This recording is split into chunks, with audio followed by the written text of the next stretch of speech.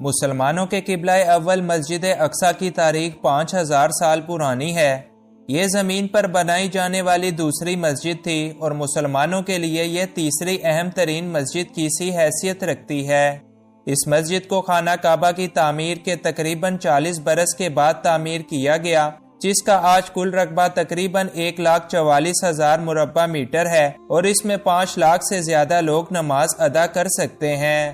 مسجد اقصی مختلف ناموں سے جانی جاتی ہے، جیسا کہ اس کو بیت المقدس، مسجد قبلہ، مسجد مروانی، مقام براق، دیوار گریا اور حرم شریف کے ناموں سے بھی جانا جاتا ہے۔ لیکن یروشلم شہر میں موجود اس خاص مسجد کی تاریخ آخر ہے کیا؟ اس کو کس نے بنایا اور یہ کن کن حالات سے گزرتے ہوئے آج کے دور تک پہنچی ہے؟ آج کی اس ویڈیو میں ہم مسجد اقصی کی تاریخ حضرت آدم علیہ السلام سے لے کر آج کے دور تک کے بارے میں ڈسکس کریں گے۔ انفویو کی نئی ویڈیو میں ایک بار پھر سے خوش آمدید۔ روایات میں آتا ہے کہ حضرت آدم علیہ السلام نے مسجد اقصی کو سب سے پہلے خانہ کعبہ کی تعمیر کے 40 برس کے بعد بنایا تھا۔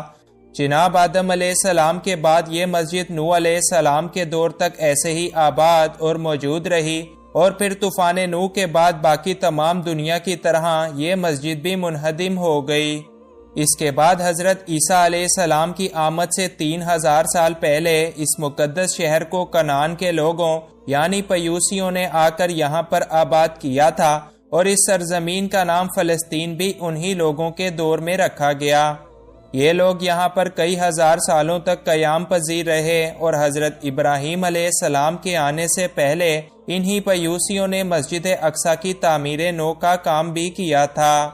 جناب ابراہیم علیہ السلام نے اپنے بیٹے اسماعیل علیہ السلام کے ساتھ خانہ کعبہ اور پھر اپنے دوسرے بیٹے حضرت اسحاق کے ساتھ مل کر مسجد اقصی کی تعمیر کا کام کیا اور انہی حضرت اسماعیل علیہ السلام کی اولاد مسلمان اور حضرت اسحاق علیہ السلام کی اولاد آگے چل کر یہودی کہلائی۔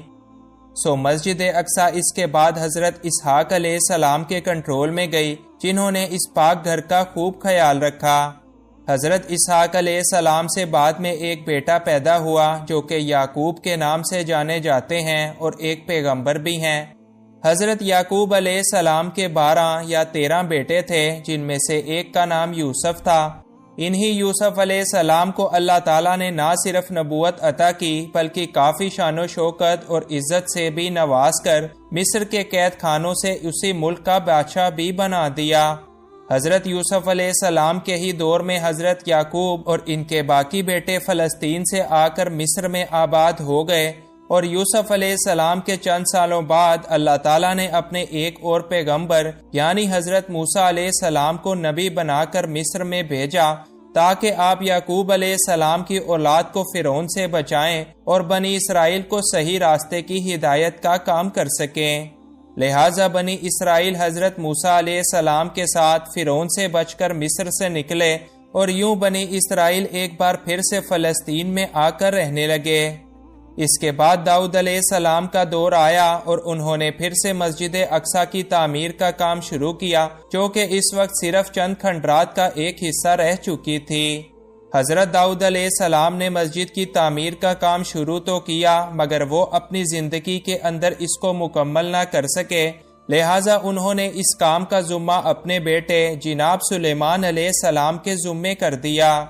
اب ان کے بیٹے حضرت سلیمان علیہ السلام جو کہ خود بھی اللہ کے ایک پیغمبر تھے، انہوں نے مسجد اقصی کی تعمیر کو جاری رکھا اور آپ نے ہی اس کو مکمل کیا۔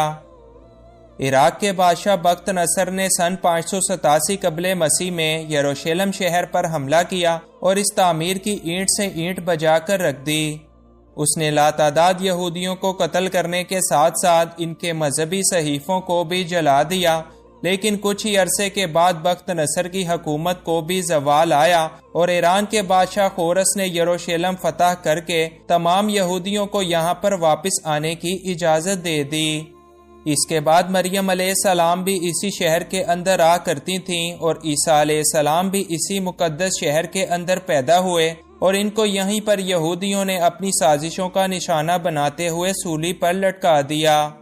جناب عیسیٰ علیہ السلام کے آسمان پر اٹھائے جانے کے 70 سال بعد روم کے لوگوں نے مسجد اقصیٰ پر حملہ کر دیا اور اس قدر تباہی مچائی کہ مسجد اقصیٰ کی صرف 4 دیواریں ہی باقی کھڑی رہ گئیں۔ یہودی بھی اس کے بعد کئی 100 سالوں تک نہایت سخت دن گزارتے پوری دنیا میں ذلیل و خوار ہوتے رہے۔ یہ مسجد آخری پیغمبر کے آنے تک اسی طرح رہی جب تک کہ واقعہ معراج پیش نہیں آ گیا۔ مسلمان پہلے اس مسجد کی طرف رخ کر کے اپنی عبادات کیا کرتے تھے، لیکن بعد میں اللہ کے حکم سے ان کا قبلہ خانہ کعبہ کو بنا دیا گیا۔ لیکن مسجد اقصیٰ کی عزت اور اس کا مقام و مرتبہ مسلمانوں کے دلوں میں ذرا برابر بھی کم نہیں ہوا۔ رسول اللہ صلی اللہ علیہ وآلہ وسلم کے وصال کے 6 سال بعد جب مسلمانوں کا لشکر مختلف ممالک کو فتح کرتا ہوا یروشلم شہر تک پہنچا تو اس وقت وہاں پر عیسائیوں کی حکومت تھی۔ وہ لوگ مسلمانوں کی فوج کو دیکھ کر قلعہ بند ہو گئے اور صلح کے لیے پیغام بھجوایا اور شرط یہ رکھی کہ اگر مسلمانوں کے خلیفہ خود آئیں گے تب ہی یہ صلح طے قرار پائے گی۔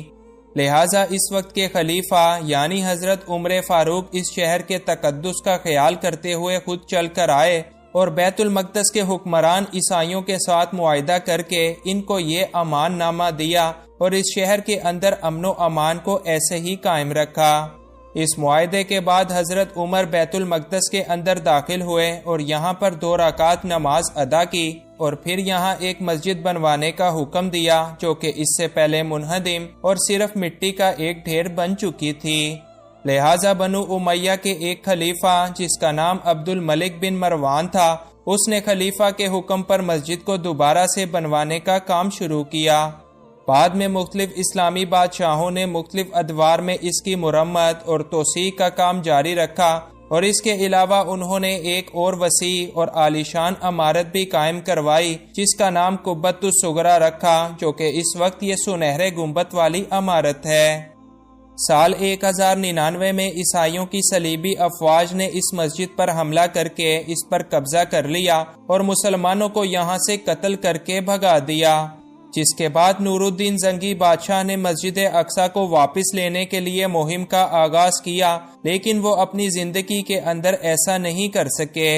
لہٰذا اس کے بعد سلطان صلاح الدین ایوبی جب بادشاہ بنے تو انہوں نے سال 1087 میں صلیبی افواج کو شکست دی اور یروشلم شہر کو مسلمانوں کے لیے ایک بار پھر سے آزاد کروا لیا۔ اس کے بعد سال 1918 تک سب کچھ ٹھیک ہی رہا اور پھر برطانوی حکومت نے یروشلم شہر کو مسلمانوں سے چھین کر اس کو اپنے قبضے کے اندر لے لیا۔ برطانیہ کے قبضے میں یہ شہر آنے کی دیر تھی کہ یہودی یہاں پر تیزی سے آ کر آباد ہونے لگے، کیونکہ باقی دنیا میں ان کو ظلم و اذیت کا سامنا کرنا پڑتا تھا۔ یوں چند ہی سالوں میں ایک بہت بڑی تعداد میں یہودی یہاں پر آ کر رہنے لگے اور پھر سال 1948 میں یہودیوں نے اسی جگہ پر اپنے ایک الگ ملک یعنی اسرائیل کے قیام کا اعلان کر دیا۔